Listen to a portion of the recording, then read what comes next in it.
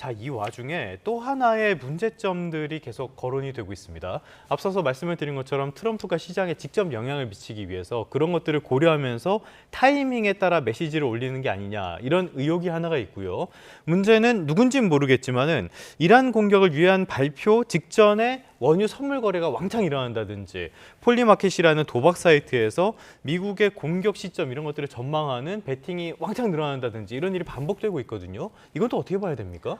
일단은 우선은 이제 폴리마켓이라고 하면 대표적인 이제 예측 예. 사이트죠. 그래서 우리가 2024년 정도에 이제 트럼프 당선 때도 어떤 정보의 어떤 집합체, 사람들이 어느 정도 베팅을 하냐에 따라서 지금 현재 여론이 어느 쪽으로 가고 있냐 이런 것들을 네. 볼 수가 있거든요. 근데 좀 우려할 만한 측면은 지금 말씀하신 것처럼 굉장히 대규모의 거래라든지 뭐 선물 거래가 5천 건 이상이 되는 것들을 지켜봤을 때 굉장히 수상한 움직임이 있다 이렇게 얘기하고 있고요.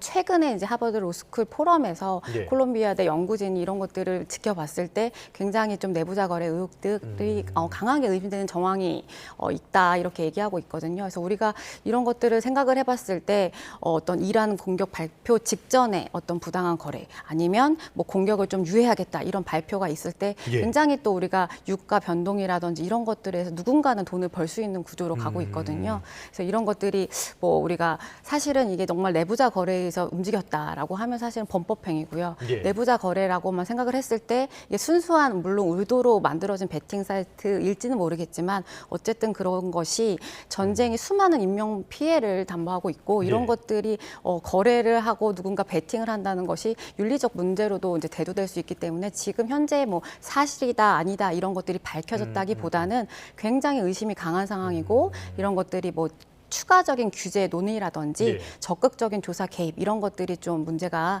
떠오르고 있다 이렇게 보시면 될 것 같습니다. 최근 들어서는 폴리마켓이라는 곳에서 나오는 어떤 베팅 같은 것들이 좀 선을 넘었다라는 평가도 많이 나오고 있는데요. 만약에 이런 내부자 거래가 사실이라면 트럼프 행정부 내 정부 통제라든지 이런 데 전반적으로 문제가 있다라고 볼 수 있는 거 아닙니까? 당연히 이제 그렇다라고 봐야죠. 그리고 이제 트럼프 대통령 스스로도 이제 지금 이런 문제에 사실상 뭐 연루가 돼 있다라고 봐야 되잖아요. 그래서 그 아들들이 지금 하고 있는 그 행태들을 보면 예. 전혀 뭐 폴리마켓하고 관계없는 거다 이렇게 볼 수가 없기 때문에 제가 볼 때는 언젠가는 저 문제가 수면 위에 떠오를 겁니다. 예. 적어도 이제 트럼프 대통령 재임 기간에는 없을지 모르지만 거기 끝나고 나면 반드시 다시 또 저 문제가 이렇게 법의 심판대에 서지 예. 않을까라고 생각을 해요.